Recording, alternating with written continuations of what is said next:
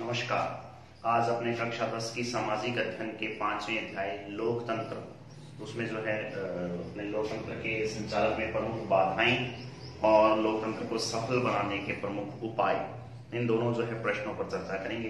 तो शुरू करते हैं सबसे पहले लोकतंत्र के संचालन में प्रमुख जो बाधाएं हैं उनके बारे में।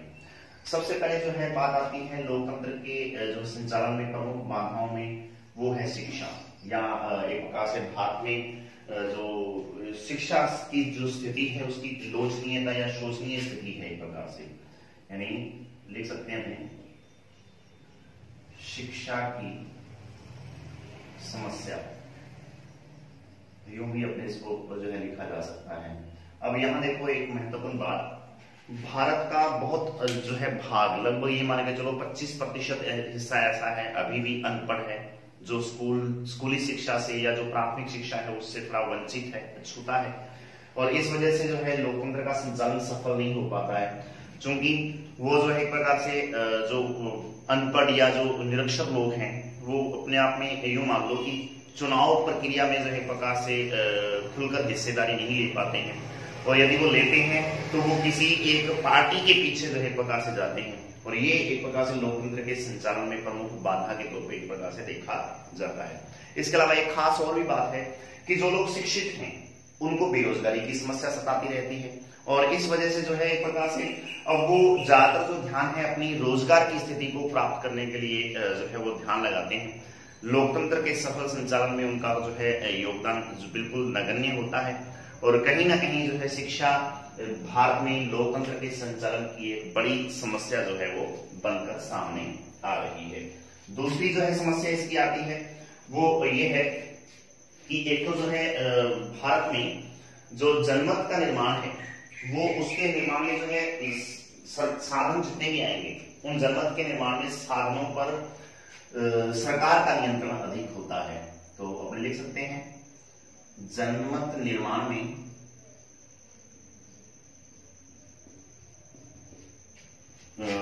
सरकार का नियंत्रण, या जनमत निर्माण में साधनों पर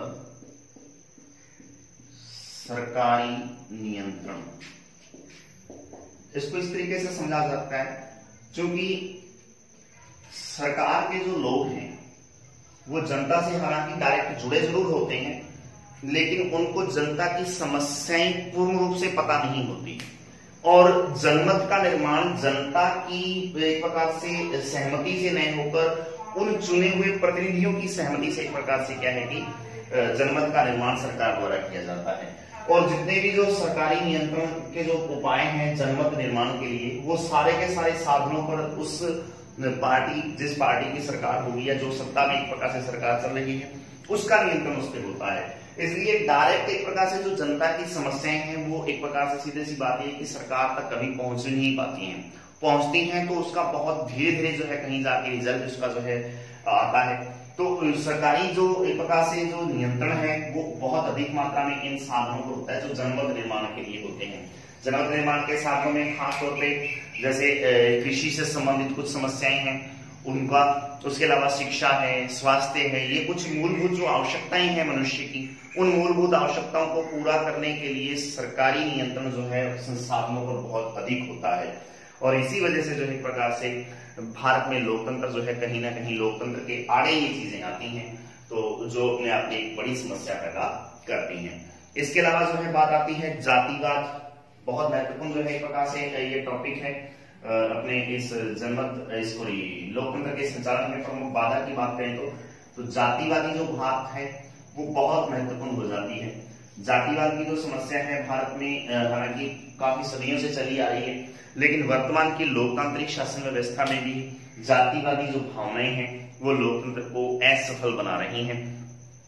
इससे जो है किसी एक जाति विशेष के लोगों को जो है एक प्रकार से अपना वोट बैंक बनाने के लिए सरकार द्वारा अपने प्रतिनिधियों को चुना जाता है, और उनको जो है टिकट आवंटित किए जाते हैं, सीट आवंटित की जाती हैं, और जिस जाति की एक प्रकार से जनसंख्या किसी क्षेत्र विशेष में है उस प्रकार की ही जाति के लोगों को वहां पे टिकट दिया जाता है। ताकि उस जाति के लोगों को इकट्ठा किया जा सके और एक वोट बैंक बनाया जा सके। ये एक बड़ी समस्या है जातिवाद की, जो अपने देश में जो है काफी प्रचलित है और लोकतंत्र के संचालन में निश्चित तौर पे जो है एक प्रकार से ये बाधा उत्पन्न करती है। उसके बाद में बहुत महत्वपूर्ण बात आती है सांप्रदायिकता। सांप्रदायिकता क्या चीज होती है? तो सांप्रदायिकता का मतलब यह है कि अपनी दो धार्मिक विचारधाराओं के बीच में या फिर दो जो है एक प्रकार से धर्मों के बीच में, दो संप्रदायों के बीच में जो मनमुटाव है, उसी मनमुटाव को एक प्रकार से सांप्रदायिकता के नाम से अपने जानते हैं। उदाहरण के तौर पे लेटेस्ट यदि बात करें तो अभी राम मंदिर की जो है बात चल रही है और राम मंदिर को बनाने की बात, उसमें जो है एक प्रकार से उसके विपक्ष का जो तबका है वो कहीं ना कहीं जो है एक प्रकार से इसको बनाने से रोकने का प्रयास कर रहा है और राम मंदिर बनाने वाले उसको धक्के से बनाने का प्रयास कर रहे हैं। तो ये बड़ी समस्या है एक प्रकार से। इसी समस्या को लेकर जो है अपने आप में कह सकते हैं कि सांप्रदायिकता जो है वो लोकतंत्र के संचालन में कहीं ना कहीं प्रमुख बाधा उत्पन्न करती है। तो सांप्रदायिकता का मतलब दो संप्रदायों के बीच में धार्मिक विचारधाराओं का एक प्रकार से पैदा होना और उन धार्मिक विचारधाराओं के आधार पर खून खराबा और उसके अलावा जो है अन्य जो है प्रकार से कुछ आपराधिक गतिविधियां जो है होना अपने आप में सांप्रदायिकता कहलाती है। भ्रष्टाचार भी एक प्रकार से इसमें जो है अपने ले सकते हैं। आतंकवाद को भी अपने इस एक प्रकार से लोकतंत्र के सफल संचालन में प्रमुख बाधा के तौर पर उसको देखा जा सकता है। इसके अलावा जो है गठबंधन की राजनीति, ये बहुत महत्वपूर्ण है। अपने इसी को पढ़ते हैं तो गठबंधन की राजनीति जो है वो क्या है, तो और चलो अब इसमें जो है खास बात ये है जो गठबंधन की राजनीति है,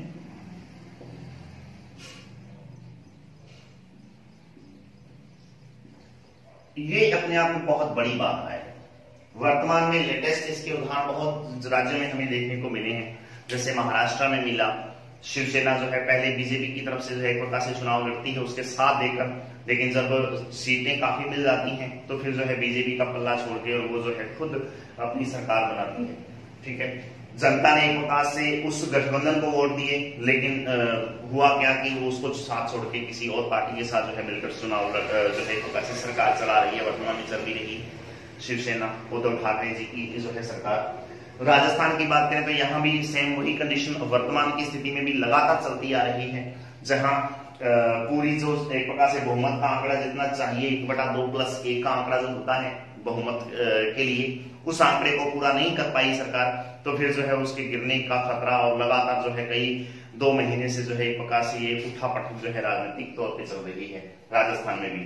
तो ये गठबंधन की राजनीति जो है अपने आप में कहीं ना कहीं लोकतंत्र के संचालन में प्रमुख बाधा है, क्योंकि गठबंधन की राजनीतिक सरकार जो होती है उस सरकार की स्थिति सुदृढ़ बहुमत वाली सरकार से कम हो जाती है, उसकी पावर कम हो जाती है और उसको जो है अपने गठबंधित जो शासक जो नेता हैं उन जो है मंत्रियों को, उन नेताओं को, उन पार्टी के सदस्यों को एक प्रकार से खुश करना जरूरी होता है। और यदि वो ऐसा करने में असफल होते हैं तो फिर जो है उस सरकार के गिरने का खतरा लगातार बना रहता है। तो कहीं ना कहीं गठबंधन की राजनीति भारत में लोकतंत्र के सफल संचालन में प्रमुख बाधा के तौर पे देखी जा सकती है। तो ये 4-5 मुख्य बातें हैं जो लोकतंत्र के संचालन में प्रमुख बाधा के तौर पे एक प्रकार से ली जाती हैं। इसके अलावा जो है दूसरा प्रश्न आता है कि भारत में लोकतंत्र को सफल किस तरीके से बनाया जा सकता है। प्रमुख बाधाएं ये हो चुकी हैं, इसके अलावा लोकतंत्र के सफल संचालन हेतु क्या उपाय किए जा सकते हैं। तो उस टॉपिक को जो है अपने नई जो है इस बात में जो है नए प्रश्न में करते हैं। तो लिखेंगे लोकतंत्र के सफल संचालन के उपाय क्या हो सकते हैं, लोकतंत्र को सफल बनाने के लिए क्या किया जा सकता है। तो बहुत सारे जो है उपाय हैं इसके, उन उपायों में कुछ 5-4 उपाय करने का प्रयास करते हैं। एक तो ये है कि सीधी सी बात है, लोकतंत्र के सफल संचालन के लिए आपको सामाजिक न्याय की स्थापना करनी होगी। सामाजिक न्याय की स्थापना, सामाजिक न्याय का मतलब यहाँ पे ये है जिस तरीके से आज अपने देख भी रहे हैं कि कानून को जो है, कानून की नजर में सभी धर्म, सभी जाति, सभी रंग और वर्ण के जो लोग हैं वो एक प्रकार से बराबर हैं। उसकी नजर में कोई बड़ा या छोटा नहीं होता है और वास्तव में ऐसा होना भी चाहिए, जो अपने आप में लोकतंत्र के सफल संचालन को जो है इंगित करता है। इसके अलावा जो अपने इसको कह सकते हैं कि लोकतंत्र की सफलता के बहुत जरूरी हो जाता है कि व्यक्तियों के बीच में धर्म, जाति, लिंग, भाषा, रंग, नस्ल और जन्म आदि के आधार पर किसी प्रकार का भेदभाव न हो। तो ये भी एक प्रकार से लोकतंत्र के सफल संचालन के लिए बहुत जरूरी एक प्रकार से महत्वपूर्ण बात है, जो करना बहुत जरूरी होता है। शांति तथा व्यवस्था जो है बनाई रखनी बहुत जरूरी होती है। लोकतंत्र का सफल संचालन कब होगा? जब सभी लोगों को संतुष्टि प्राप्त होगी।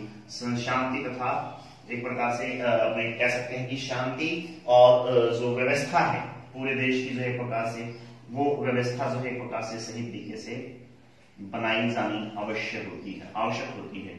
तब जाके जो है लोकतंत्र का संचालन जो है सफल हो पाता है। तो देश में आंतरिक व्यवस्था सामान्य हो और युद्ध तथा बाहरी आक्रमण का भय बिल्कुल न हो।